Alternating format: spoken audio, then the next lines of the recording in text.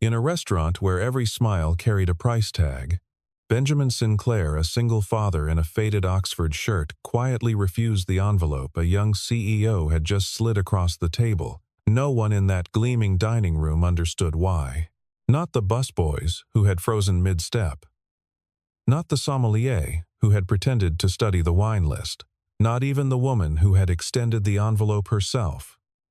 Her manicured fingers still hovering in the air when Benjamin shook his head. But then he turned to leave, and the cuff of his rolled sleeve caught the light, and Scarlett Brooks went completely still. Her hands began to tremble.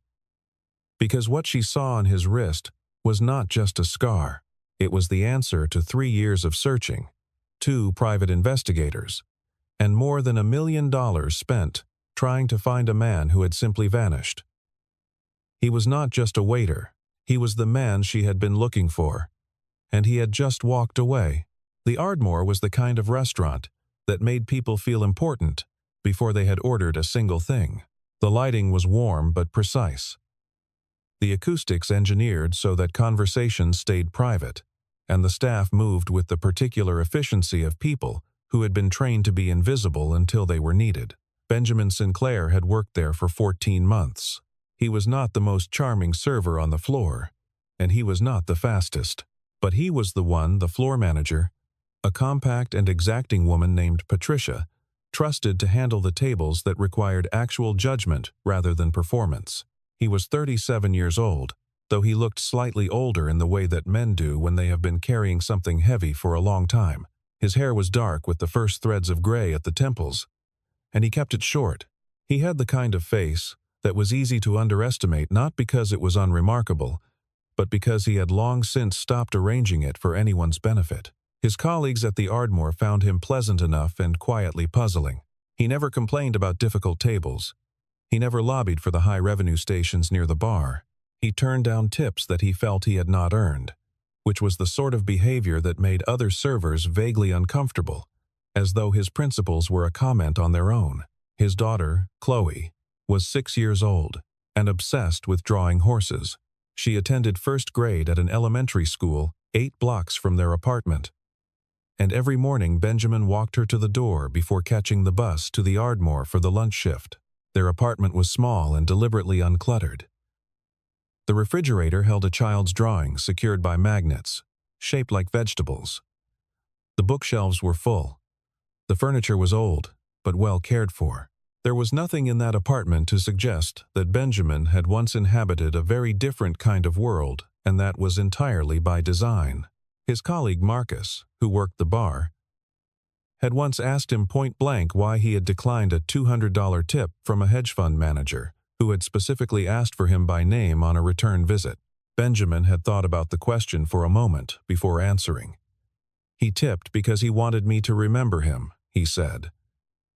"Not because I did anything worth $200. Marcus had stared at him. "That's the same money either way." Benjamin had smiled, the kind of smile that did not open up into anything further, and returned to his tables. Marcus had described this exchange to 3 separate co-workers as evidence that Benjamin was either the most principled person he had ever met or the strangest. The co-workers had voted for strangest. Scarlett Brooks arrived at the Ardmore on a Thursday afternoon, with the particular energy of someone who was managing a crisis while pretending not to be. She was 34. The CEO of a mid-sized technology infrastructure company called Viridian Systems, and she had built it from a consulting practice into a firm worth $300 million in 6 years. She was known in her industry for a quality that people alternately described as focus and as coldness, depending on whether they had ever been on the wrong side of a decision she had made. She had dark red hair that she wore pulled back, and she dressed the way powerful people dress when they want to be taken seriously rather than admired. She had come to the Ardmore because it was where one of her board members liked to conduct informal conversations, and because she needed him calm before she could ask him for something difficult. She was not, in any meaningful sense, thinking about lunch. She was thinking about a strategic acquisition that was 3 weeks from closing and currently threatening to unravel over a valuation dispute that her team had not anticipated. She was thinking about the legal exposure if the deal fell through.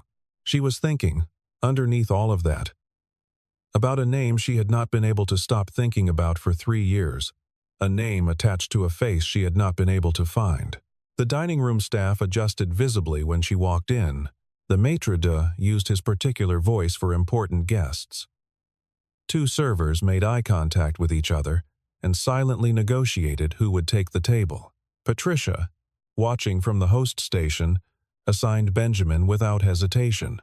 He was the only one she fully trusted with guests who were distracted and therefore unpredictable. Benjamin approached the table with a small leather notepad and the particular posture he had when he was calibrating a guest, not reading the room exactly, but reading the specific frequency of tension in it. He introduced himself. Scarlett looked up at him briefly. The way people look at service staff when they are acknowledging a presence without really registering a person, and then look back at her phone. He took the drink order. He did not perform warmth, he did not feel, and he did not withdraw into stiffness. He was simply present and competent, and utterly unimpressed by the atmosphere he was moving through. Scarlett noticed this. The way you notice something at the edge of your vision before you can name what it is. The incident happened 40 minutes into the meal. A man at the adjacent table, florid, expensively dressed, accustomed to being accommodated, began to complain loudly about his entree in a way that was less about the food and more about establishing, for the benefit of his lunch companion, that he was someone who did not accept substandard treatment. His voice climbed. He gestured. He used the word unacceptable 4 times in 30 seconds. Benjamin was at the table within moments. He did not apologize in the reflexive, hollow way that often inflames these situations. He listened to the complaint in full. Then he said, in a tone that was neither deferential nor confrontational, that he understood the concern and would like to address it specifically and ask the man 2 precise questions about what he had expected versus what he had received. The questions were so targeted that the man's performance deflated almost immediately, not because he had been humiliated, but because he had been taken seriously in a way that made the theater of his complaint suddenly unnecessary. Within 90 seconds, the situation was resolved. Scarlett had watched the entire exchange over the rim of her water glass. She turned back to her board member who was speaking, and she nodded at the correct intervals. But a portion of her attention had stayed on Benjamin in the way that a particular detail sometimes catches and holds, not yet understood but not dismissible either. He moved with an economy of motion that was not the efficiency of training, but of something older. The movement of a person who was accustomed to operating inside complex systems and had learned to conserve effort for the moments that actually required it. When he came to take their order, he had not written anything down. When the food arrived, it was correct to a detail she had not mentioned explicitly but had implied by the way she had hesitated over the menu. There was a way he structured information, the order in which he delivered it, the way he anticipated questions before they were asked, that triggered something in her memory she could not yet locate. She found herself watching his hands as he set down her plate. She told herself she was simply observing an unusually skilled server. She told herself this twice. Scarlett did not linger over dessert. She had a call at 3:30 and a board memo that needed revision before it could be sent. The board member excused himself first, and she remained at the table for a few minutes, scrolling through her phone with the efficient unhappiness of a person who is always behind on something. Benjamin appeared to settle the check.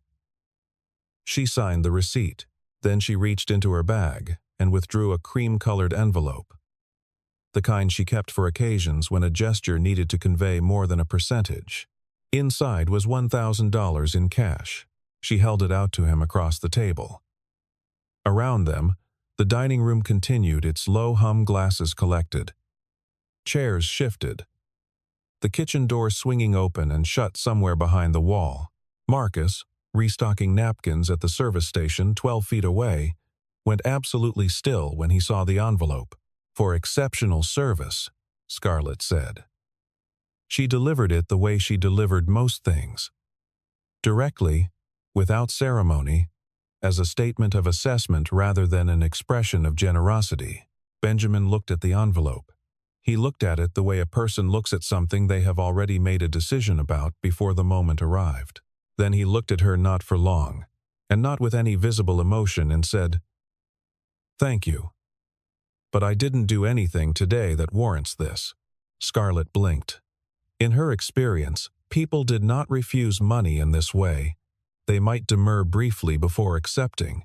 They might pretend to protest while their hands were already reaching. They did not look at $1,000 and determine, calmly and without apparent conflict, that they had not earned it. "It's not a transaction," she said. "It's an expression of appreciation." "I appreciate that," he said. "But I'd rather not take it."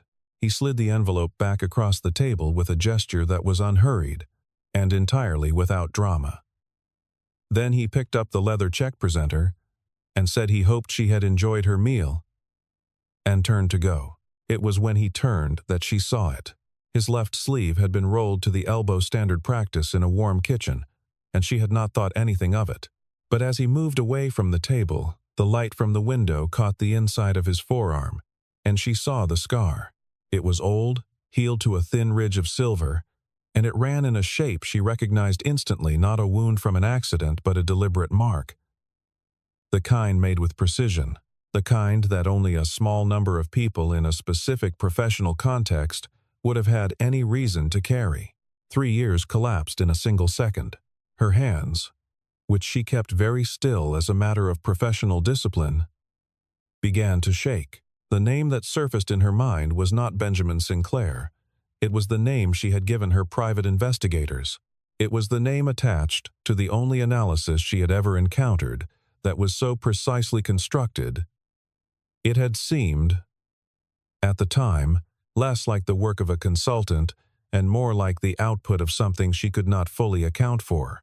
The man who had walked into Viridian Systems during its most precarious moment before she was CEO, when she was still director of strategy, when the company was hemorrhaging clients, and heading toward a structural failure that no one on the board had yet admitted was terminal, and had quietly built a framework that had reversed every major trend in the business within 8 months. And then had disappeared. Not retired, not relocated. Disappeared. In the way that people disappear when they are not simply moving on, but actively removing themselves from record. His email had stopped working. His consulting profile had been scrubbed. The colleagues who had worked alongside him either did not know where he had gone or would not say. The board had attributed the company's recovery to a strategic realignment initiative, which was true only in the sense that all credit eventually pools in the direction of whoever holds institutional authority. She had started looking for him 18 months after he left, when she had taken over as CEO and recognized, in a new crisis the company was navigating, that she was missing the one analytical voice that had ever genuinely surprised her. She had spent, over the following 3 years, an amount of money that embarrassed her even to calculate on investigators, on database searches, on professional networking leads that went nowhere. Nothing. And now, he was walking away from her table, with a leather check presenter under his arm. She was on her feet before she had decided to stand. She moved through the dining room with more urgency than was appropriate for the setting, earning a startled look from the maitre d' as she pushed through the front door onto the street. The afternoon was overcast, traffic moving in both directions on the avenue, and she looked left, then right. Benjamin was gone. She stood on the sidewalk for a moment, the envelope still in her hand, feeling something she could not immediately categorize. Not quite frustration, not quite disbelief, but a species of vertigo that came from having spent 3 years searching for something, and then watching it walk away in the 45 seconds she had not been paying attention. She went back inside and asked Patricia, as neutrally as she could manage, for the name of her server. Patricia gave it to her with a cautious smile. Scarlett wrote it down, thanked her, and left. By 8 o'clock that evening, she had her team running every available database on Benjamin Sinclair. By midnight, she had the outline of a man who had, with considerable precision, dismantled his own digital footprint. No active professional profiles. A residential address, registered to a lease signed under a name she did not immediately recognize as a variation. A daughter enrolled in a public school under a different last name. A work history at the Ardmore that went back 14 months, and before that, a gap of nearly 2 years, with no formal employment record. Before the gap, a name she did know, a consulting firm, projects she had heard about, and one project she had benefited from directly in ways that had shaped every subsequent year of her professional life. She sat at her desk in the silence of her empty office and looked at what she had assembled and thought, with a clarity that surprised her, that she had been asking the wrong question for 3 years. She had been asking where he was. She had never thought seriously about why he had left. What the databases could not tell her, and what she would have to piece together from sources she did not yet have access to, was this. Benjamin Sinclair had not simply departed from the consulting world. He had been pushed. His name had been the one attached to a catastrophic systems integration project for a financial services firm that had resulted in a significant data breach and the loss of several major institutional clients. The report filed with the relevant oversight body had named him as the lead architect of the flawed design. The report was wrong. The actual architect of the failure had been a senior partner at the firm who had overridden Benjamin's warnings twice in the weeks before the breach warnings that existed, in writing, in internal communications that had been carefully excluded from the official record. By the time Benjamin had understood what had been done, the damage was complete. His reputation in the industry had been quietly poisoned in the way that reputations are poisoned most effectively, not through public accusation, where a defense is possible, but through private conversation, through implications and hesitations, and the particular silence that falls when a certain name is mentioned in a room. He had retained a lawyer, looked at his options, and concluded that the cost of fighting would be measured not only in money and time, but in years of Chloe's life, spent in the shadow of an ongoing dispute that he could not guarantee he would win. He had made a different calculation. He had removed himself from the system that had burned him. He had taken his daughter to a city where no one knew his name, found work that allowed him to be present for her in the ways that mattered most, and built a life around the principle that dignity did not require an audience. There had been a period, in the first months after the settlement, when the world he had exited kept pulling at him not through regret, exactly, but through the particular gravity of unfinished business. He would wake at 3 in the morning with the architecture of a problem fully formed in his mind, the variables arrayed and connected, the solution visible, and no context in which it was useful.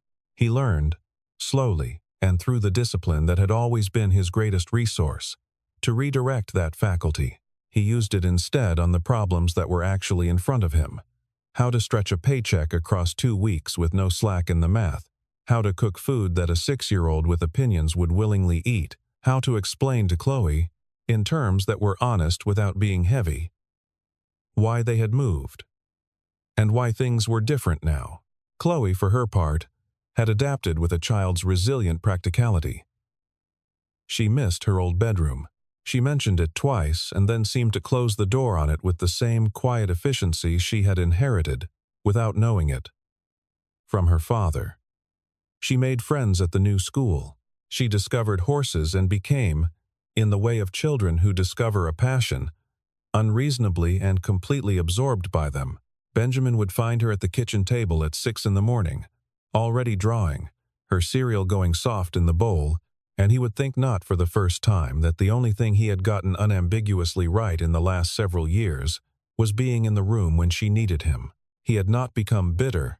That was the part that no one who knew him superficially would have understood, and the part that people who knew him well would have recognized as the most difficult achievement of his life. He had simply decided to be the kind of man his daughter could rely on, in a context stripped of the noise and competition and strategic maneuvering that had cost him everything, and to find in that simplicity something worth keeping. The tip refusal was not a performance. It was not humility deployed for effect. It was the operating principle of a man who had learned, at considerable cost, exactly what his own integrity was worth and had decided it was not for sale at any price. Scarlett did not find his address through the investigators. She found it the way that determined people find things that have been deliberately hidden by following the one thread that the person hiding had not thought to cut, which in this case was a drawing. Chloe had submitted to a neighborhood art program whose website listed the names of participating schools. From the school, she found the enrollment district. From the district, the street. She spent 3 days deciding whether to use this information, during which time she continued to function at full professional capacity and told no one what she was thinking. On a Saturday morning in early November, she drove to a block of older apartment buildings near a park and sat in her car for 15 minutes before getting out. She found the right door and knocked. Benjamin opened it and looked at her without any visible surprise, which told her he had thought about this possibility and had already decided how he would handle it. He was wearing a plain gray shirt and holding a mug of coffee. Behind him, the apartment was quiet and orderly. The bookshelves were visible from the doorway. A child's drawing of a horse was taped to the wall beside the kitchen. "Miss Brooks," he said. "You knew I'd come," she said. It was not a question. "I thought it was likely," he said. "Would you like to come in?" He made coffee, because it was the thing a person does when they are not afraid of a conversation, and also not trying to accelerate it. Scarlett sat at the kitchen table and looked at the apartment with the attention she usually reserved for financial models not appraising, but trying to understand what the data told her about the person who had constructed it. What it told her was that he had built a life oriented entirely around a child, and that he had done it without self-pity, and without any of the ambient sadness she might have expected from someone who had given up as much as he had. A door opened down the hallway, and Chloe appeared 6 years old, hair in 2 uneven braids, carrying a sketchbook with the focused expression of someone who had been in the middle of important work. She looked at Scarlett with the candid assessment that children apply to strangers before social training teaches them to mask it. "Who are you?" she said. "I'm Scarlett," Scarlett said. "I know your dad from work." Chloe considered this. "Are you a customer?" she said. "I was," Scarlett said. Chloe nodded, apparently satisfied, and climbed into a chair at the other end of the table with her sketchbook. Benjamin watched this exchange with a quiet attention that Scarlett recognized as the same quality she had noticed at the restaurant, the watchfulness of a person who tracked everything without appearing to track anything. She made her proposal carefully. She told him what she needed. Not a return to the firm, not a public role, but a specific engagement. A single strategic problem. The acquisition deal that was in danger of collapsing. A valuation dispute rooted in a structural analysis error that her team had missed and that she believed, based on everything she had read and everything she had observed in 45 minutes at the Ardmore, he would see in under an hour. "The deal is worth $60 million to the company," she said. "I'm not offering you employment. I'm offering you a project with terms that you can define." Benjamin listened to this with his coffee mug held in both hands. When she finished, he was quiet for a moment. "No," he said. She had expected this. She did not argue. She thanked him for the coffee, said she hoped she had not been presumptuous in coming, and left. On the drive back, she did not try to think of what she could have said differently. She thought instead about the fact that he had said no in exactly the same tone he had used to decline the envelope, not dismissive, not cold, but final in the way that decisions made from genuine principle are final. She thought about that for a long time. The acquisition problem did not resolve itself. It deepened over the following 2 weeks in ways that Scarlett's team addressed with intelligence and effort, and continued to get wrong, because the error they were making was not a matter of intelligence or effort, but of framework. They were looking at the wrong variable, asking the right questions about the wrong part of the structure, and each correction they made moved them slightly further from the answer. By the 3rd week, the counterparty had issued a revised term sheet that made the deal effectively impossible at its current valuation. Scarlett's board was divided. Two members wanted to walk away. One wanted to counter. The legal team was billing hours that would eventually be described in a quarterly report as strategic advisory costs. The company had been in the position before of watching something it had built collapse under its own weight, and the texture of this crisis had the same quality, not sudden but incremental, the way structural failures accumulate in systems, where no one person can see the whole. Scarlett was in her office at 11:30 at night, surrounded by printed term sheets and a cold cup of coffee, when she did what she told herself she was not doing, and opened the file she had compiled on Benjamin. She looked at the documents for a long time. Then she put her head down on her arms on the desk. She was still there at midnight when her phone buzzed with a message from a number she did not recognize. It was a photo of a handwritten document, not a full analysis, just a single page, covering the valuation framework in a series of precisely notated calculations that restructured the problem from a different entry point entirely. At the bottom was a sentence, not a signature. The issue is in how you're attributing contingent liability, not market value. Start there. She sat up. She read it 3 times. Then she called her head of strategy at midnight without apologizing for the hour and walked him through it, and they stayed on the phone until 2 in the morning, confirming that it was not only correct, but that it reframed the counterparty's term sheet in a way that gave them a negotiating position they had not seen. What she did not know, and would only later piece together from the sequence of events, was what had precipitated the message.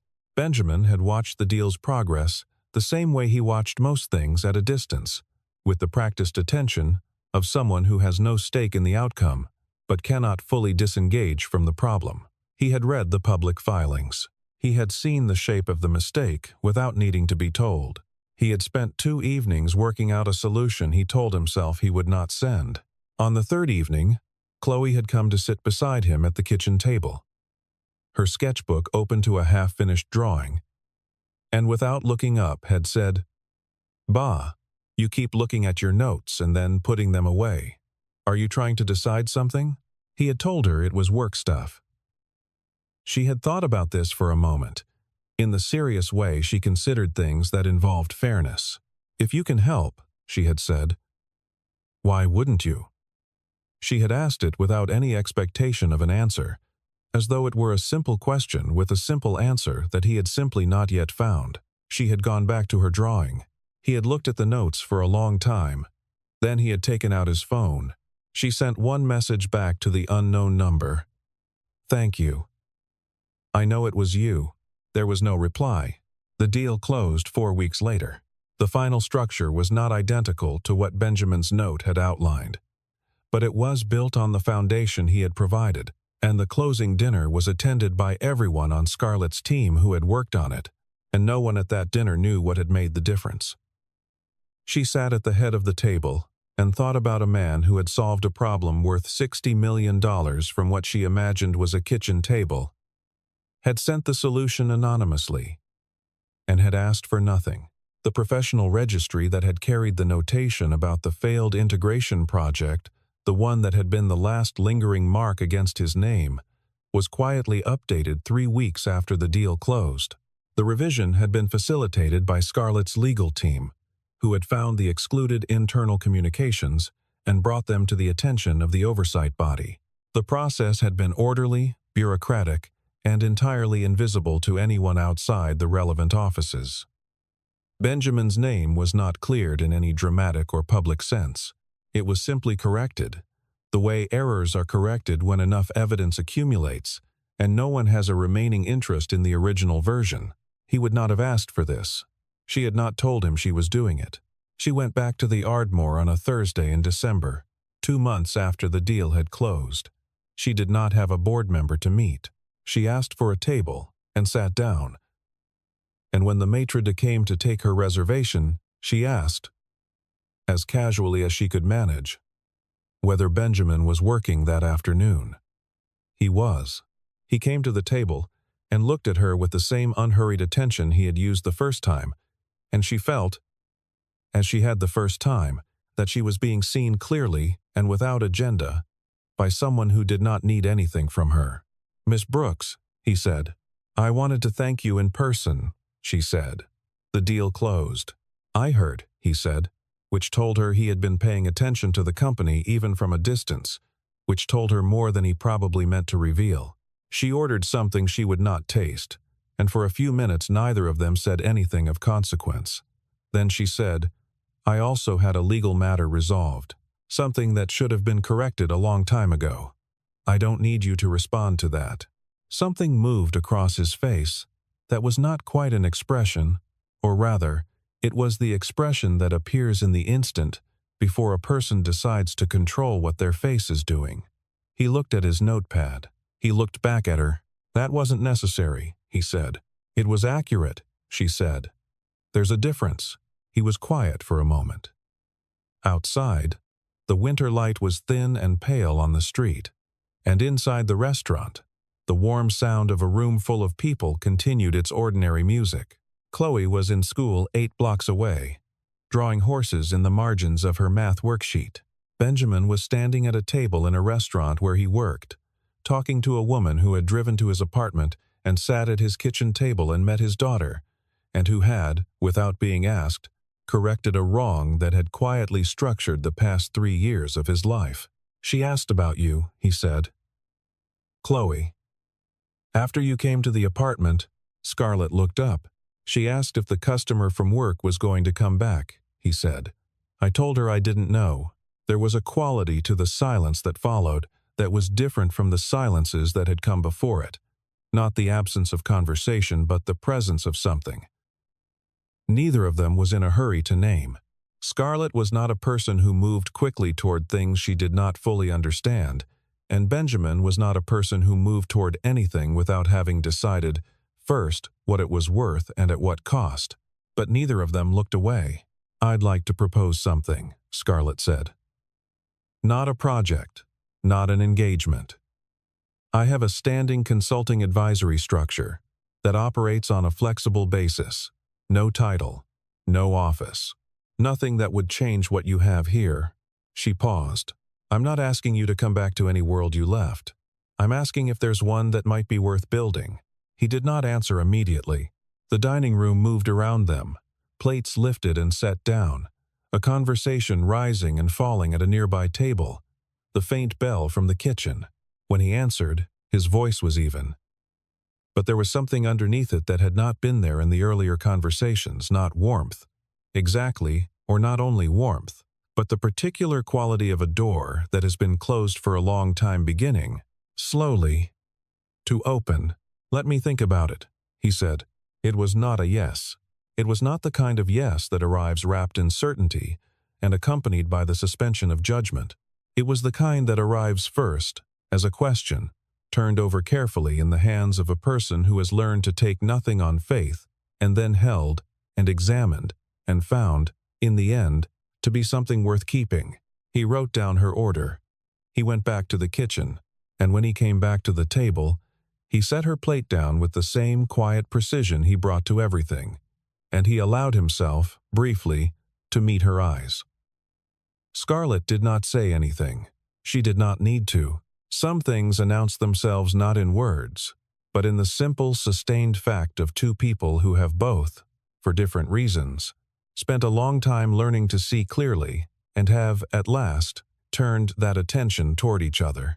Outside, the winter light was fading early, the way it does in December, and the city was settling into the particular rhythm of an evening that does not yet know what it will become.